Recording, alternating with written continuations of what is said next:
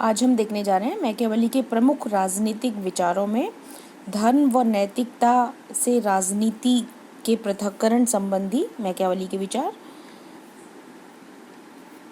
Machiavelli या फिर धर्म और नैतिकता संबंधी मैकियावेली के विचार।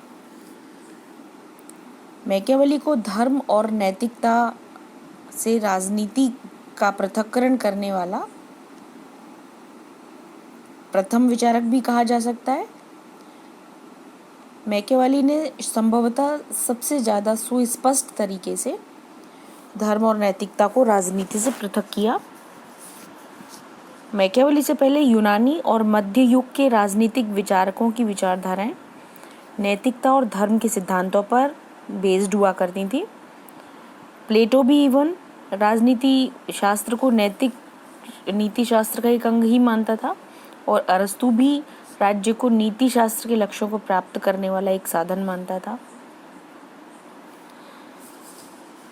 पर और मध्य युग के जो विचारक थे वो तो पूरी तरह से धर्म को राजनीति से जोड़ते ही थे। मध्य युग में तो धर्म और राजनीति बहुत ज़्यादा संयुक्त तरीके से डिस्कस की जाती थी। तो पूरी तरह से स्पष्ट रूप से सुविचारित तरीके से धर्म और नैतिकता को राजनीति से पृथक करने वाला विचारक मैकियावेली को कहा जा सकता है। वो पूरी तरह से धर्मनिरपेक्ष राजनीति का समर्थक था। वो धर्म के राजनीति पर पड़ने वाले प्रभाव से परिचित था और उसे रुकावट मानता था। विशेष रूप से ईसाई धर्म को वो कायरता सिखाने वाला धर्म मानता था, जिससे मनुष्य हमेशा स्वर्ग की चिंता करते हैं, चोट सह लेते हैं और बदला नहीं लेते। उसने कहा कि मानव का कोई अति प्राकृतिक या दैवी लक्ष्य, सुपरनेचुरल लक्ष्य नहीं होता। ये हम यहाँ स्क्रीन पर देख रहे हैं लिखा हुआ दूसरी बिंदु में कि मानव का कोई पारलौकिक लक्ष्य नहीं होता, ऐसा मैकियावेली का मानना था। वो मानता था कि मनुष्य का लक्ष्य सिर्फ सांसारिक सुख प्राप्त करना होता है। तीसरी बात हम यहाँ स्क्रीन पर देख रहे हैं कि वो दैवी कानूनों के अस्तित्व से इनकार करता था। वो प्राकृतिक कानूनों के अस्तित्व से भी इनकार करता था और उसका मानना था कि राज्य सर्वोपरि होता है और दैवी कानून जैसी या प्राकृतिक कानून जैसी कोई चीज़ नहीं होती। स्क्रीन पर हम नेक्स्ट पॉइंट हमें दिखाई दे रहा है कि वो मानता था कि सभी प्रकार के साधन उचित हैं, चाहे वो नैतिक हो या अनैतिक। मतलब वो साधनों की पवित्रता पर विश्वास नहीं करता था। मैकियावेली ने शासक को, मतलब राजा को, परामर्श दिया कि वो लक्ष्य प्राप्त करने के लिए किसी भी तरह के साधन प्रयोग कर सकता है, चाहे वो नैतिक हो या अनैतिक। उसने कहा कि राजा को तो सामान्यतः राज्य की सुरक्षा की चिंता करनी चाहिए, साधन तो हमेशा आदरणीय माने जाएंगे और उनकी प्रशंसा ही की जाएगी। राजा का काम आम खाना है, गुठलियाँ गिनना नहीं। राजा के लिए ना तो कोई चीज़ अच्छी है ना बुरी, ज़रूरत पड़ने पर जो काम दे वही सबसे अच्छी है। राजा राजसत्ता को बनाए रखने के लिए साम दाम दंड भेद सबका सहारा ले सकता है। ये साम दाम दंड भेद हमारी इंडियन लैंग्वेज में हम कह रहे हैं, मतलब वो कोई भी साधन अपना सकता है। वो इवन बेईमानी, हत्या, प्रवंचना, आडंबर सब अपना सकता है। मैकियावेली का मानना था कि सच्चा राजा वही है जो शक्ति, धोखा और पक्षपात लेकर चले। और फेमस उसकी व्याघ्र लोमड़ी नीति को कहा जाता है कि वो कहता था, राजा को परामर्श देता था कि वो राजा को शेर की तरह शक्तिशाली और लोमड़ी की तरह चालाक होना चाहिए। मैकियावेली का मानना था कि प्रत्येक व्यक्ति जानता है कि राजा के लिए अपने वचन का पालन करना और नैतिक आचरण करना प्रशंसनीय है, पर हमारी आंखों के आगे जो कुछ घटा है उसमें हम देखते हैं कि केवल उन्हीं राजाओं ने महान कार्य किए हैं जिन्होंने चालाकी में दूसरों को पीछे छोड़ दिया। मैकियावेली कहता था कि मैं ये विश्वास करता हूँ कि जब राज्य का जीवन संकट में हो तो राजाओं और गणराज्यों की रक्षा के लिए विश्वासघात और कृतज्ञता का प्रदर्शन करने में हिचक नहीं होनी चाहिए। उसका कहना था कि साध्य की सफलता साधनों को पवित्र बना देती है। तो उसका शासक के लिए नैतिकता का पालन करना मैकियावेली को ज़रूरी नहीं लगता। वो कहता है कि ये हम डिस्कस कर चुके हैं कि शासक के लिए नैतिकता का पालन करना बिल्कुल भी आवश्यक नहीं है। पर इसके अलावा वो कहता है कि शासक के लिए भले ही नैतिकता का पालन करना आवश्यक नहीं है, पर जनता को नैतिकता का पालन सिखाना चाहिए। इसका मतलब नैतिकता के महत्व से मैकियावेली परिचित तो था। उसने कहा कि राजा को इस तरह का आचरण करना चाहिए जैसे वह विश्वास, दया और सच्चरित्रता और धार्मिकता की प्रतिमा हो। मतलब उसको दिखाना चाहिए कि वो इस तरह का आचरण करता है। शासक नैतिकता को अवश्य त्याग सकता है मैकियावेली की नज़र में, डिक्लेयर्ड रूप से नहीं, बट राजसत्ता को चलाने के लिए।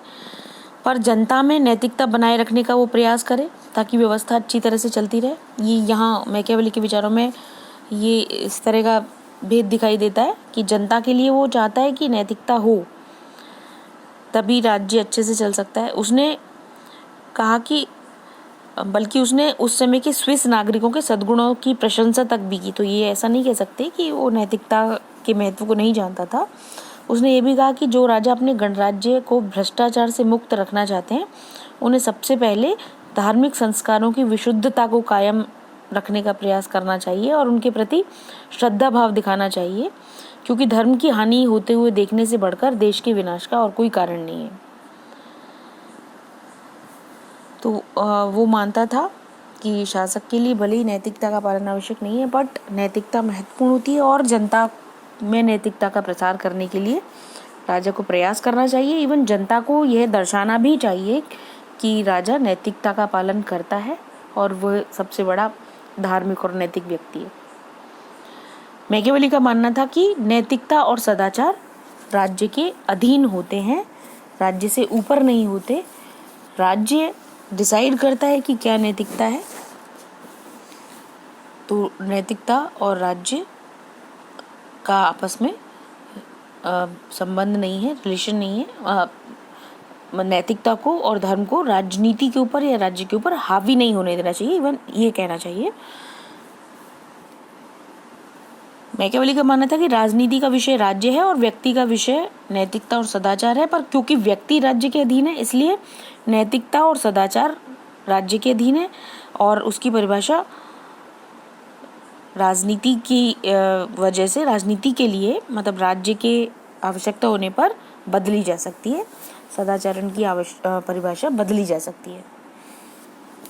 तो ये मैकियावेली के धर्म और नैतिकता संबंधी विचार थे और कुल मिलाकर के ये दिखाई देता है कि धर्म और नैतिकता को वो राजनीति से एकदम पृथक रखना चाहता था। धर्म और नैतिकता को राजनीति की राह का रोड़ा नहीं बनाना चाहता था।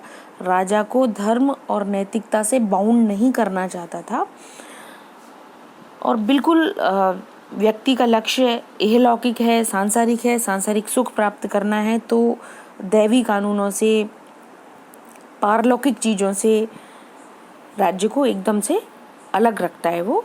और राजा को भी नैतिक साधन अपनाने की बाउंडेशन से बिल्कुल अलग रख के राज्य को अधिकाधिक सशक्त बनाने का प्रयास वो अपने विचारों के जरिए करना चाहता है। तो मैकियावेली के ये जो विचार थे, ये बड़े कुछ लोग इसकी आलोचना कर सकते हैं, बट मैकियावेली के ये जो विचार बने उसके पीछे कुछ कारण थे कि मैकियावेली एक तो राज्य को सर्वोपरि संगठन मानता था, उसको स्ट्रॉन्ग बनाना चाहता था। उसका मानना था कि राज्य के हित व्यक्तिगत हितों से ज़्यादा महत्वपूर्ण और ऊंचे होते हैं।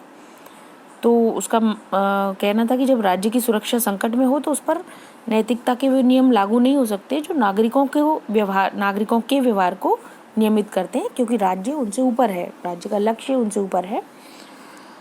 दूसरा कारण ये कह सकते हैं कि मैकियावेली ने देखा था उस समय के पोप और उस समय की चर्च और अन्य धार्मिक संस्थाओं को कि उनका आचरण पतित हो चुका था, तो उसके ऊपर वैसे भी धर्म का इम्पैक्ट गलत ही था।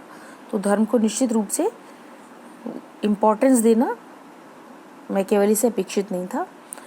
तीसरी बात कि मैकियावेली यथार्थवादी दृष्टिकोण रखता था, वो बहुत व्यवहारिक था और उसने देखा था कि वही शासक ज़्यादा सशक्त सिद्ध हुए हैं और ज़्यादा अच्छे से राजसत्ता को संभाल रहे हैं, ज़्यादा अच्छे से चला रहे हैं, जिन्होंने धर्म और नैतिकता को परे रखा हुआ है।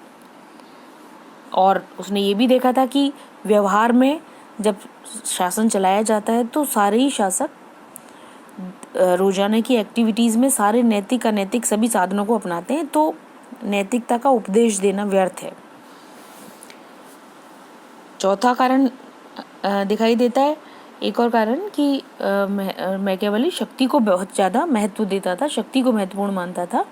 वो असाधारण तरीके से शक्ति को महत्व देता था। तो राज्य को शक्तिशाली बनाने के लिए या राज्य को सशक्त बनाने के लिए कोई भी उपाय अपनाया जाए तो उसका, क्योंकि उद्देश्य राज्य को सशक्त बनाना था, तो कहीं भी साधन बीच में बाधा ना बने, इसके लिए मैकियावेली ने लक्ष्य को महत्वपूर्ण माना, साधन को नहीं। इसके अलावा मैकियावेली सीजर बोर्जिया के संपर्क में था, तो उसने देखा कि ये जो निरंकुश राजा था वो ऐसे साधन अपनाता था जो इन्हें नैतिक बिल्कुल नहीं कहा जा सकता, पर उसके जरिए उसने इटली के एक बड़े भाग में समृद्ध और शक्तिशाली शासन की स्थापना की थी। मैकियावेली ने खुद भी काफ़ी टाइम तक कूटनीतिक कार्य किया था और उसे जो अनुभव प्राप्त हुआ था उसे उस निष्कर्ष निकाला था उसने कि मनुष्य की स्वार्थी प्रवृत्तियों पर नैतिकता और धार्मिकता से विजय नहीं पाई जा सकती। तो अगर एडमिनिस्ट्रेशन संभालना है या राज्य सत्ता को संभालना है और सशक्त बनाना है तो नैतिकता और धर्म के चक्कर में राजा को कम से कम नहीं पड़ना चाहिए। तो मैकियावेली के लिए कहा जाता है कि वह अनैतिक नहीं, नैतिकता विरोधी था, अधार्मिक नहीं बल्कि धर्मनिरपेक्ष था। ये एक स्टेटमेंट मैकियावेली की दिया जाता है। आलोचना की जाती है मैकियावेली के इस तरह के विचारों की कि उसने धर्म और नैतिकता को प्रश्रय नहीं दिया, पर इस आलोचना को भी निरस्त किया जा सकता है क्योंकि एक्चुअली और उसने राजनीति को भ्रष्ट किया ऐसा कहा जाता है। बट एक बात यह है कि मैकियावेली ने खुद ने राजनीति को भ्रष्ट नहीं किया, बल्कि उसने मात्र वर्णन किया। उसने सिर्फ ये बताया कि इस तरह के तरीके अपनाए जाते रहे, ये वो देख रहा था खुली आंखों से और उसने प्रैक्टिकल राजनीति का अनुभव भी लिया था। तो मैकियावेली सिर्फ वर्णन कर रहा था और जो कुछ घटित होता रहा है और होता रहा है पास्ट में और आगे भी होता रहेगा राजनीति में, उसका मात्र उसने विवरण दिया था। तो इसलिए मैकियावेली के इन विचारों को सिर्फ रियलिस्टिक माना जा सकता है, उनको नकारा नहीं जा सकता, उनको बहुत ज़्यादा आलोचित नहीं किया जा सकता। धन्यवाद।